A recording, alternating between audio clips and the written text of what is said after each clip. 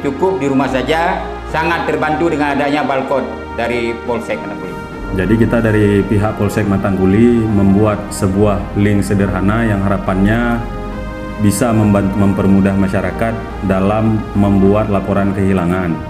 Ini semua sesuai dengan perintah Bapak Kapolres Aceh Utara, Bapak AKBP Deden Heksaputra SSIK, yang mana beliau memerintahkan kepada kami semua untuk berupaya berinovasi demi mempermudah pelayanan kepada masyarakat.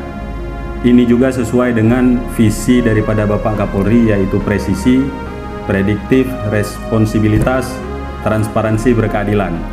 Yang mana di sini mempermudah pelayanan masyarakat, membuat pelayanan masyarakat dari pihak kepolisian lebih terintegrasi, lebih mudah, lebih cepat, dan modern.